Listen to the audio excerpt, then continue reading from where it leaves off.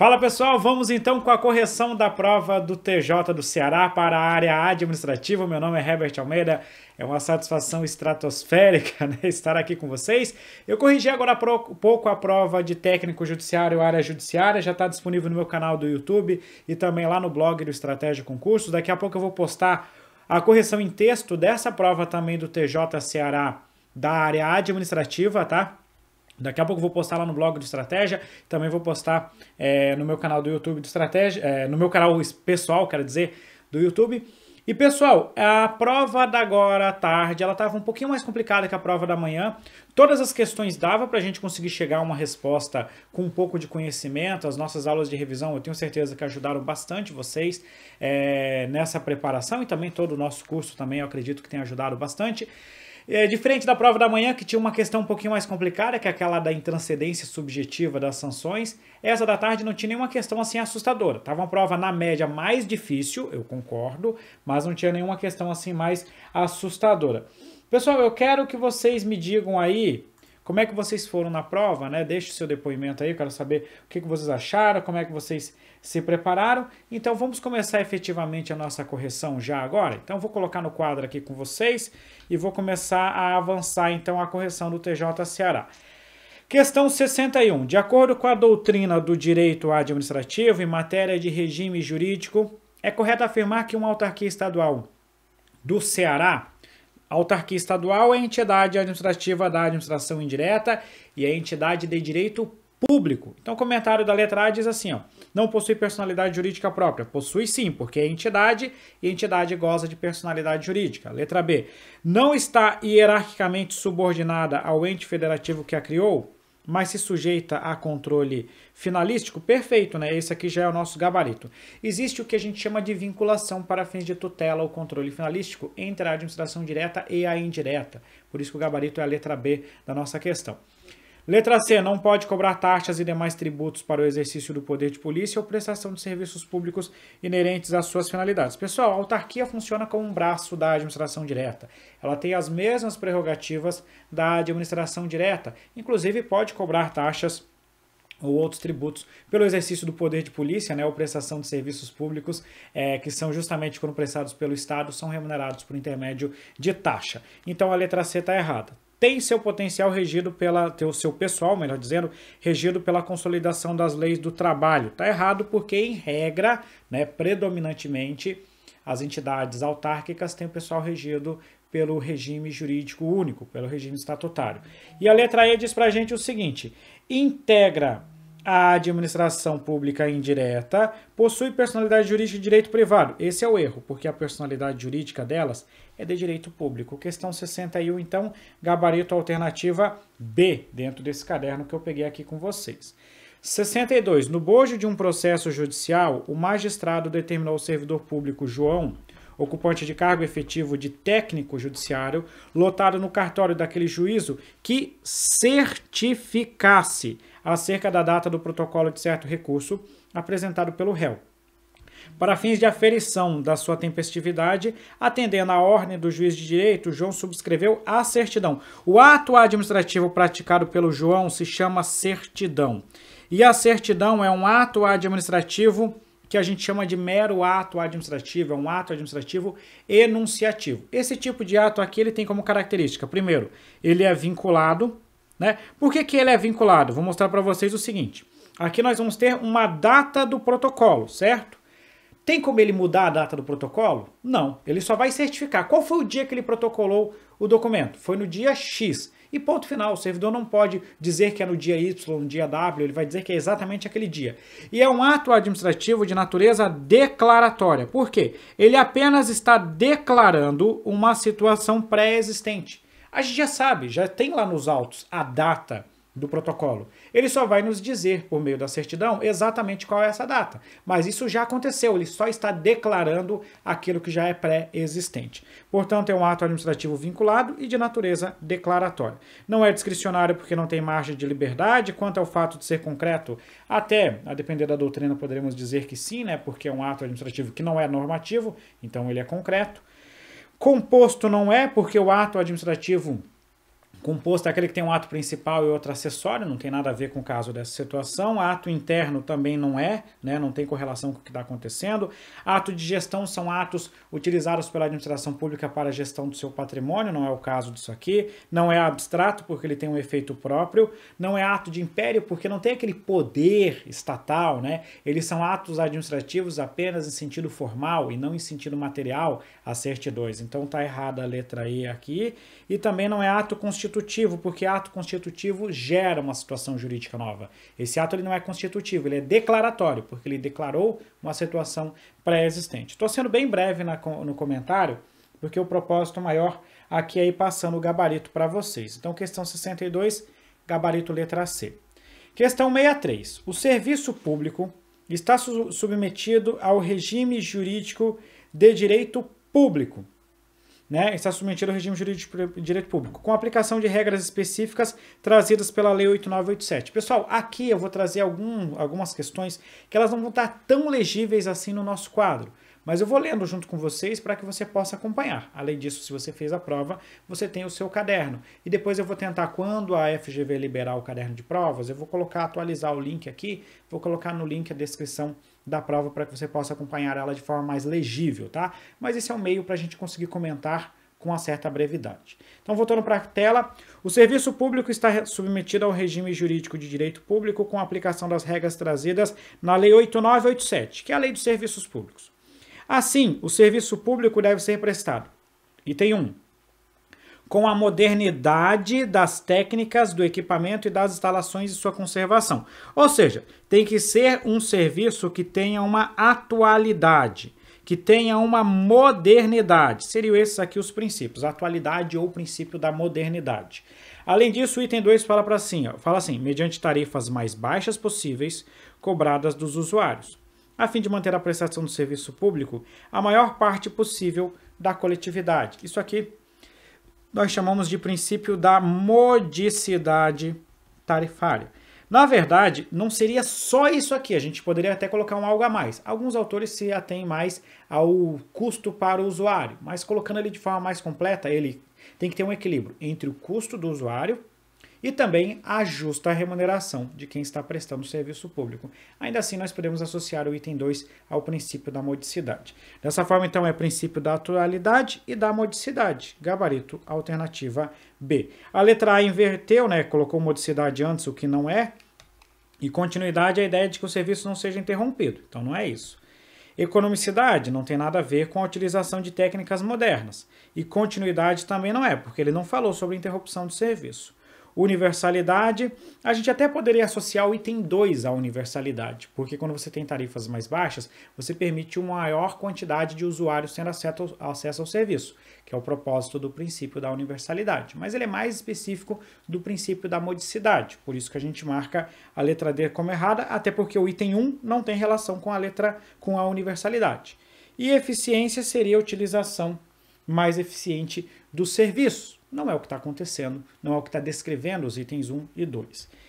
Letra E, novamente generalidade e novamente competitividade, ou melhor dizendo, né, trouxe o princípio da competitividade. Competitividade é um princípio lá das licitações públicas, da maior competição dentro do processo licitatório. Não tem nada a ver com o que está sendo descrito no enunciado da questão. Com isso, a 63, o gabarito é a letra B. Deixa eu colocar aqui grandalhão, letra B nessa questão para a gente. 64. O artigo, essa questão aqui, eu vou dizer para vocês assim, ó, eu não iria apresentar, não entendo que ela é em si passível de recurso. Na verdade, eu vou dizer para a gente assim, ó, vamos esperar o gabarito, e a depender do gabarito, dá para a gente até tentar algum recurso nessa questão aqui. Vou explicar para vocês o porquê. A depender do gabarito, dá para a gente pensar em recurso, né? Eu vou explicar o motivo. 64. O artigo 43, parágrafos 5º e 6º, da Lei Estadual do Ceará, 16397, calma, você não precisa conhecer essa lei para responder a questão. Estabeleceu que os juízes das turmas recursais serão substituídos em suas faltas, afastamentos, férias, licenças, ausências e impedimentos, nos termos de resolução, aprovada pelo órgão especial do Tribunal de Justiça. No dia 6/6/2019, o citado órgão especial editou resolução 10/2019, que dispõe sobre a atuação de juízes suplentes no âmbito das turmas recursais dos juizados especiais. Essa resolução aqui é um exemplo de ato administrativo normativo.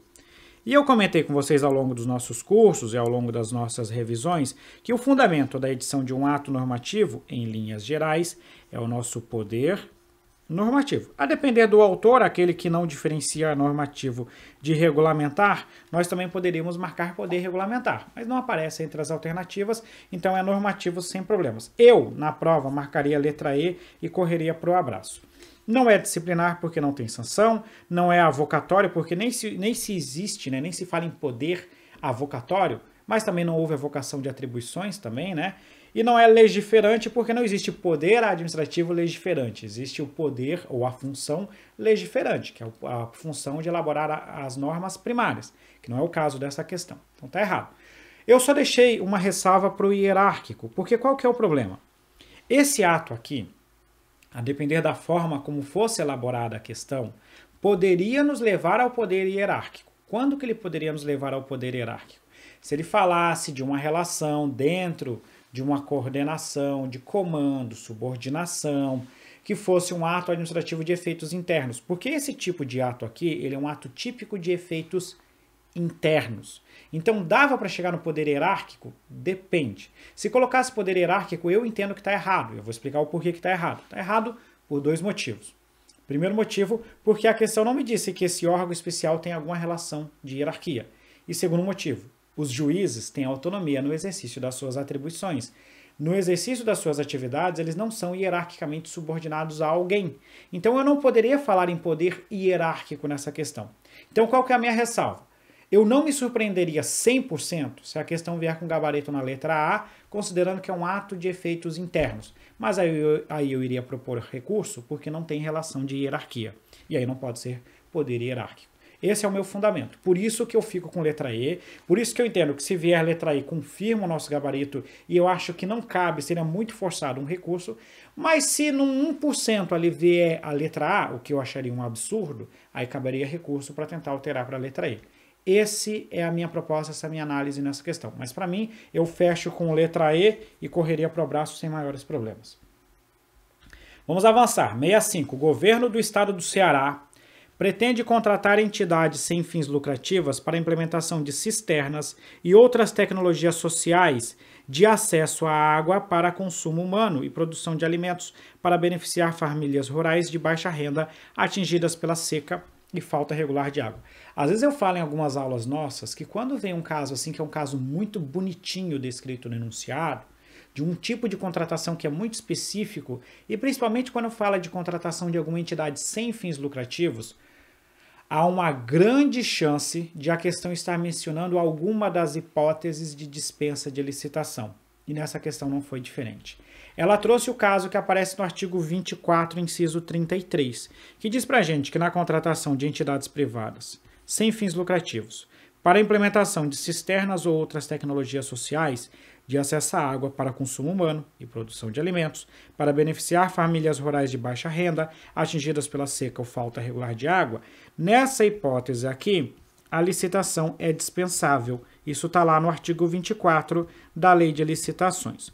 Logo, o caso descrito no enunciado da nossa questão pode ocorrer com dispensa de licitação por expressa previsão legal. Gabarito letra A nessa questão aqui. Então é o caso de dispensa. Não é inexigibilidade porque não tem inviabilidade de competição.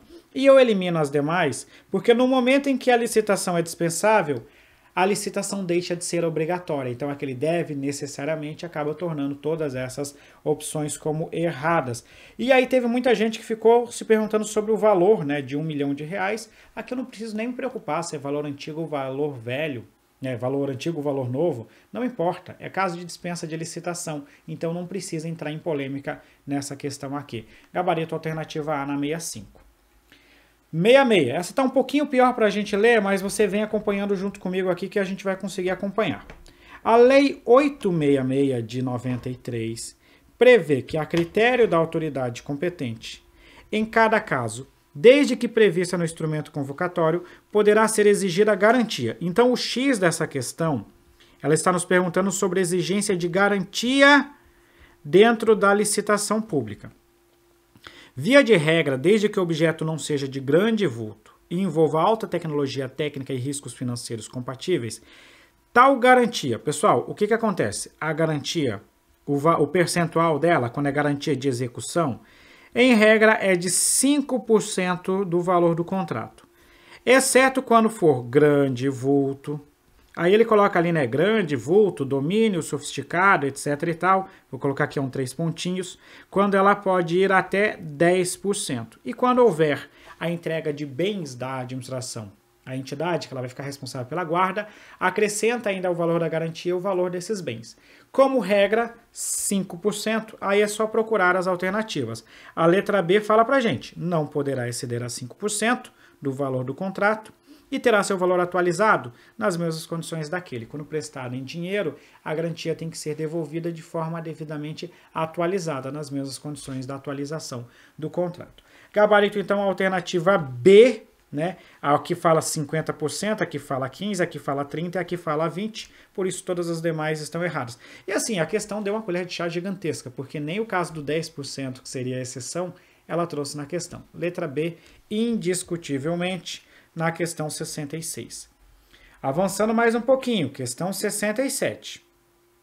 Em matéria de controle da administração pública, a fiscalização contábil, financeira, orçamentária, operacional e patrimonial do Poder Judiciário do Estado do Ceará é exercida mediante controle pessoal. Isso aqui, eu não vou pegar a Constituição do Ceará como fundamento, mas a Constituição do Ceará também fundamentaria a nossa resposta. Vai lá no artigo 70 da Constituição Federal e também no artigo 71. Esses dois artigos da Constituição Federal nos fundamentam essa resposta. Elas tratam do controle externo em sentido estrito, que é o controle externo que pertence ao Congresso Nacional, no âmbito federal, e é exercido com auxílio do TCU. Se você trouxer para os estados, é só você trazer aos órgãos equivalentes. No estado do Ceará, é uma competência da Assembleia Legislativa, com auxílio do Tribunal de Contas do Estado. Esse controle externo, ele trata da fiscalização contábil, financeira, orçamentária, operacional e patrimonial de todos os poderes, não só do Executivo, como também do Judiciário. Você tem um controle financeiro, que a gente chamaria num sentido próprio aqui, que é realizado pelo Tribunal de Contas, por exemplo, e que envolve também a atividade administrativa do Poder Judiciário. E agora vamos analisar a questão. Interna, não é controle interno, é controle externo, já falei sobre isso. Também não é o interno aqui, também elimina essa. Não é o interno aqui, até porque Ministério Público não vai exercer controle interno do Poder Judiciário, né? Não faz sentido isso. Letra D, externo pela Assembleia Legislativa, ok, com auxílio do Tribunal de Contas do Ceará, também ok. Aí a gente fecha a gabarito alternativa D. Titular do controle externo no Estado do Ceará, Assembleia Legislativa. Quem é que é o órgão que auxilia a Assembleia Legislativa? O Tribunal de Contas do Estado. Gabarito letra D. E, externo pelo Poder Executivo Estadual. Não, né? O Poder Executivo em si, ele até no sentido amplo, quando ele intervém legitimamente nos demais poderes, ele até faz um controle externo no sentido amplo. Mas em si, né, é raro a gente associar o Executivo ao controle externo. Está errada, então, aqui a alternativa E, e com isso na questão 67, gabarito alternativa D. Vamos avançando. Só colocar aqui uma observação para vocês, a galera estava falando para mim no chat, o slide tem tanto espaço e está tão pequeno para ler. Pessoal, é porque a figura é pequena. Se eu esticar, não vai melhorar a legibilidade da questão, porque a resolução da figura está muito ruim. Então, se eu esticar, vai ficar ainda pior, vai ficar um negócio todo quadriculado. Por isso que eu sei que o slide tem bastante espaço, mas eu não tinha como aumentar, porque não ia melhorar a situação para vocês. Tem que acompanhar junto comigo aqui, conforme eu vou fazendo a correção. Questão 68. De acordo com a doutrina do direito administrativo, processo administrativo é uma série concatenada de atos administrativos, obedecendo a uma ordem previamente estabelecida pela lei, com a finalidade específica que enseja a prática de um ato final. Resumindo o enunciado, processo administrativo é uma série concatenada, ou seja, uma série relacionada de atos administrativos, dentro de uma sequência definida em lei. É isso que trouxe o enunciado, só um texto motivacional. Consoante dispõe a Lei 9784, nos processos administrativos serão observados, entre outros, critérios. O que a questão quer saber? Os critérios definidos na Lei 9784.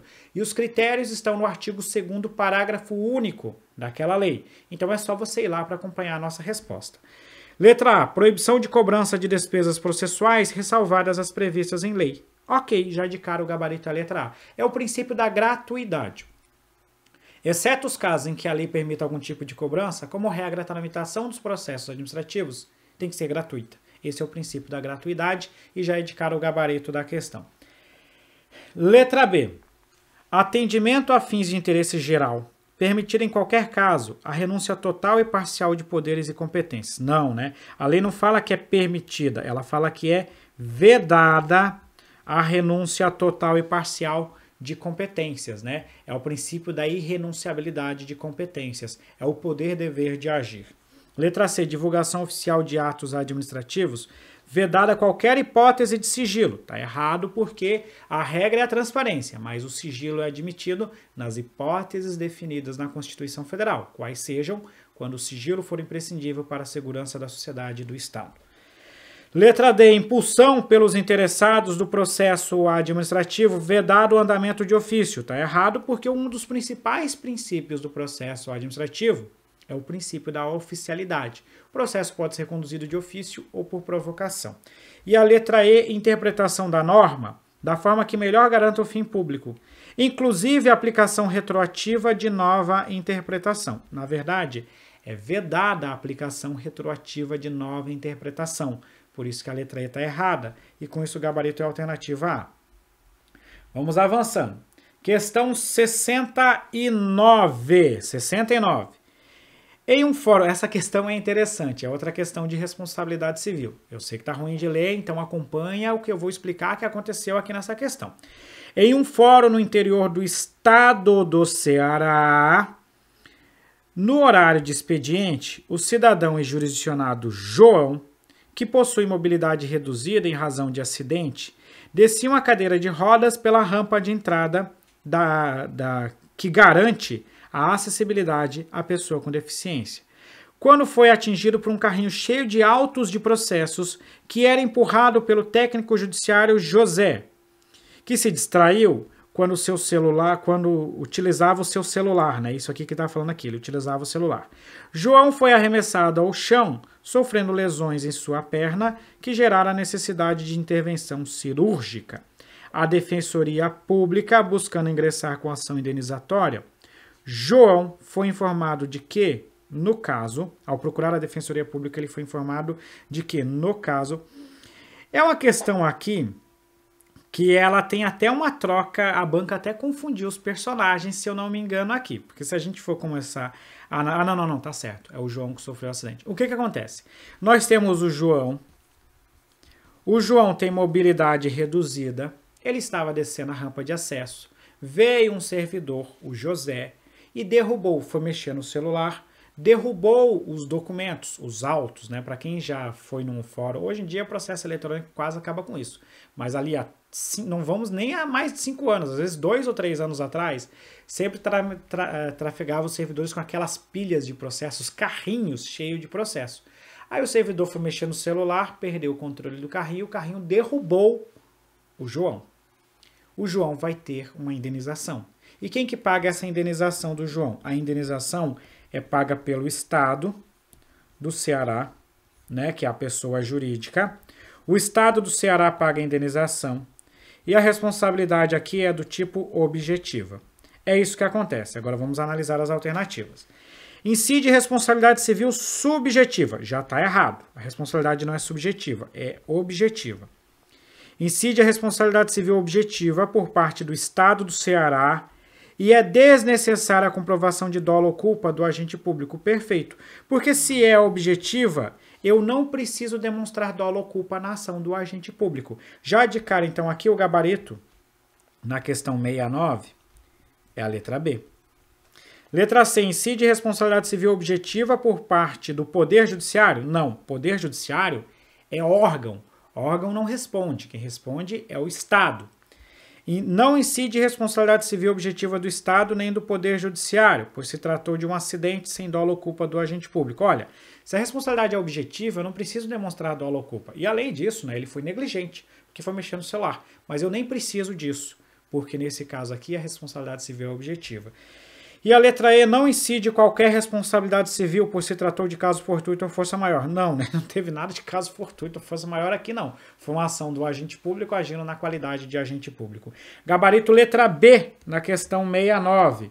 E agora, nós podemos avançar para a última questão aqui do nosso caderno, que é a questão 70. O João é ocupante de cargo efetivo de técnico judiciário do Tribunal de Justiça e exerce cargo de gerente do Departamento de Compras. No exercício de suas atribuições, ele recebeu vantagem econômica consistente em 20 conto, né? Ou seja, ele recebeu 20 mil reais. Esse 20 mil reais, essa vantagem econômica, ele recebeu para fazer uma declaração falsa sobre a quantidade de mercadorias fornecidas ao tribunal, por força de contrato de aquisição de material de escritório firmado com determinada sociedade empresária. Ou seja, ele recebeu uma vantagem patrimonial indevida, logo ele cometeu um ato de improbidade administrativa que importa enriquecimento ilícito. Foi isso aqui que aconteceu com o João. No caso em tela, de acordo com a Lei 8429, João não praticou ato de improbidade? Praticou sim. Ela diz assim, por ser servidor do judiciário, mas deve responder na esfera criminal. Pessoal, o conceito de agente público é em sentido amplo, então o fato dele ser do Poder Judiciário não exclui a responsabilidade dele pelo ato de improbidade. Não praticou qualquer ato de improbidade, pois não houve comprovação de prejuízo? Ora, na verdade, se ele atestou aqui uma quantidade de material a mais do que foi fornecido, houve prejuízo sim, a começar por isso. E segundo, que eu não preciso de prejuízo para que tenha um ato de improbidade. Então está errado. Praticou o ato de improbidade e por base está sujeito, por isso, né, está sujeito, dentre outras sanções, ao ressarcimento do dano, à perda da função pública, à cassação dos direitos políticos. Não existe cassação dos direitos políticos, por isso que a letra C está errada. Letra D. Praticou o ato de improbidade e por isso está sujeito, dentre outras sanções, a perda dos valores acrescidos ilicitamente ao patrimônio, ok. Perda da função pública, também ok. E pagamento da multa civil de até 3 vezes o valor do acréscimo patrimonial. Na nossa aula, daquela hora da verdade, nós montamos uma tabelinha. E quando eu coloquei aqui a multa, eu falei para vocês da regra do 3, 2, 3, 100. E aqui o enriquecimento ilícito está no topo da tabela, que é o mais grave, né? Então aqui é 3 vezes o quê? 3 vezes o acréscimo patrimonial percebido pela gente. Então a multa de até 3 vezes o valor do acréscimo patrimonial. Gabarito letra D na questão 70. E a letra E praticou o ato de improbidade, por isso está sujeito, dentre outras sanções. Aí ele vai falar novamente da cassação dos direitos políticos, por isso que está errada a letra E. Com isso nós fechamos aqui, gabarito da questão 70, letra D. Né, de dado. E dessa forma, pessoal, nós fechamos a correção da nossa prova. Espero que vocês tenham ido muito bem e espero que vocês tenham gostado também aqui da nossa correção. Estava um pouquinho complicado de ler, mas vindo junto comigo você conseguiu com certeza acompanhar. Galera, um grande abraço e até a próxima.